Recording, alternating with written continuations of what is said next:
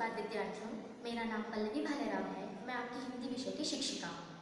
आज हम व्याकरण से पाठ 1 पढ़ने जा रहे हैं, भाषा, लिपि और व्याकरण। इसकी शुरुआत हम करेंगे भाषा से। भाषा का क्या अर्थ होता है? भाषा का अर्थ होता है अपनी बात दूसरों को समझाना और दूसरों की बात स्वयं समझना।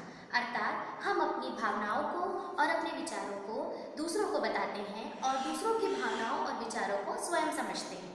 इसे हम दूसरे शब्दों में भाषा और विचारों का आदान प्रदान भी कह सकते हैं। भाषा को हम 3 भागों में बांटते हैं, अर्थात हम अपने विचार और भावनाओं को 3 तरीके से एक दूसरे को समझा सकते हैं। पहला तरीका होता है मौखिक भाषा, जिसे हम भाषा का पहला प्रकार भी कहते हैं। मौखिक भाषा अर्थात बोलकर अपनी बात दूसरों को बताना, जिस तरह से हम भाषण देते हैं या अभी मैं आपको जिस तरह से पढ़ा रही हूँ, वो भी मौखिक भाषा का एक उदाहरण है। दूसरा प्रकार होता है लिखित भाषा। समाचार पत्र लिखित भाषा का ही उदाहरण है, अर्थात मैं अभी आपको अपनी बातें बोलकर उसके साथ साथ लिखकर बता रही हूँ, ये लिखित भाषा का उदाहरण है। तीसरा प्रकार होता है सांकेतिक भाषा। सांकेतिक भाषा का अर्थ होता है इशारों से या संकेतों द्वारा अपनी बात एक दूसरे को बताना। आप सभी ने रेलगाड़ी में कभी ना कभी सफ़र किया ही होगा। रेलगाड़ी में सबसे सामने ड्राइवर होता है और सबसे पीछे गार्ड बैठा होता है। जब कभी भी आगे का सिग्नल क्लियर होता है या रास्ता साफ होता है तो गार्ड सबसे पीछे रहकर भी हरी झंडी दिखाकर आगे बैठे ड्राइवर को ये इशारा करता है कि गाड़ी अब आगे बढ़ानी है। यदि आगे कोई रुकावट होती है तो गार्ड लाल झंडी दिखाकर बताता है कि आगे का रास्ता साफ नहीं है। इतना लंबा डिस्टेंस होने के बाद या इतनी लंबी दूरी होने के बावजूद भी वे दोनों एक दूसरे से बातचीत कर सकते हैं। उसका उदाहरण है सांकेतिक भाषा। भाषा का विकास हुआ। अब हम देखते हैं कि हम कितनी प्रकार की भाषाओं के बारे में जानते हैं। हमारे भारत देश में केवल एक ही भाषा नहीं बोली जाती, बहुत सारी अलग अलग भाषाएं बोली जाती हैं। प्रत्येक राज्य की अपनी एक भाषा है। जैसे असम में असमिया बोली जाती है, पंजाब में पंजाबी बोली जाती है, गुजरात में गुजराती, महाराष्ट्र में मराठी, तमिलनाडु में तमिल, कर्नाटक में कन्नड़, केरल में मलयालम और कश्मीर में कश्मीरी। ये कुछ उदाहरण हैं। हमारे देश में और भी बहुत सारी भाषाएं बोली जाती हैं, परंतु ये भाषाएं केवल एक ही प्रकार के क्षेत्र में बोली जाती हैं। ये भाषाएं केवल एक क्षेत्र में ही बोली जाती हैं, परंतु अगर कश्मीर में रहने वाला व्यक्ति तमिलनाडु में जाए तो वो अपनी भाषा का प्रयोग तो नहीं कर सकता। इसके लिए हमारे देश में सन 1949 में अर्थात 1949 में 14 सितंबर के दिन हिंदी को राजभाषा के रूप में मान्यता प्राप्त हुई। राजभाषा का अर्थ होता है प्रत्येक सरकारी और गैर सरकारी काम इसी भाषा में किए जाते हैं। इसी के साथ में अब हम देखते हैं लिपि के बारे में। व्याकरण। किसी भी भाषा को पढ़ने, बोलने और लिखने के लिए सबसे पहले हमें उस भाषा के बारे में पूरी जानकारी होनी चाहिए। पूरी जानकारी के साथ साथ हमें उस भाषा के बारे में उचित अर्थात सही जानकारी भी होनी चाहिए।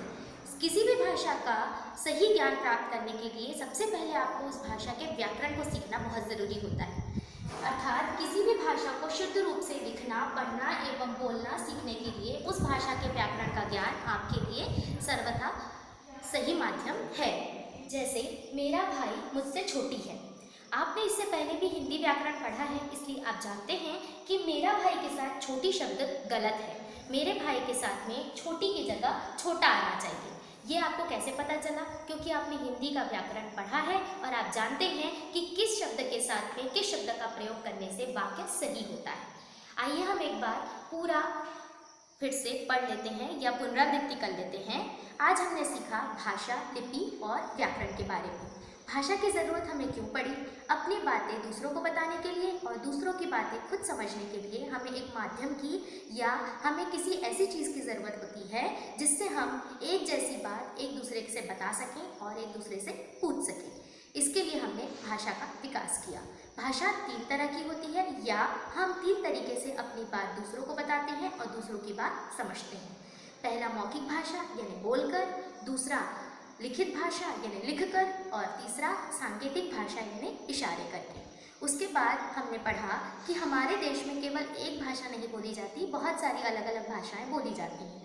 परंतु एक राज्य का व्यक्ति यदि दूसरे राज्य में जाए तो यह ज़रूरी नहीं है कि उसे दूसरे राज्य की भाषा आती है। इसलिए 14 सितंबर 1949 को हमारे देश में राजभाषा के रूप में हिंदी को अपनाया गया। इसका अर्थ यह है कि हमारे देश के सभी कार्य, खासकर शासकीय और गैर शासकीय कार्य हिंदी भाषा में संपन्न होते हैं। अब हमने सीखा भाषा को लिखने का तरीका। हर भाषा को लिखने का तरीका अलग अलग होता है। भाषा के लिखने के तरीके को लिपि कहते हैं। लिपि हर भाषा की एक अपनी अलग होती है, परंतु एक भाषा के लिए एक ही लिपि होती है। ऐसा इसलिए है कि दुनिया में बैठा हुआ कभी भी कोई भी कहीं का व्यक्ति अगर किसी भी भाषा को पढ़ना, लिखना या बोलना चाहे तो वह लिखने के लिए एक ही तरीके की भाषा का प्रयोग करे और एक ही तरीके के चिन्हों का प्रयोग करे, जिसे लिपि कहते हैं। फिर हमने सीखा व्याकरण के बारे में। व्याकरण यानी भाषा को लिखना, बोलना और पढ़ना शुद्ध रूप से सिखाने का जरिया।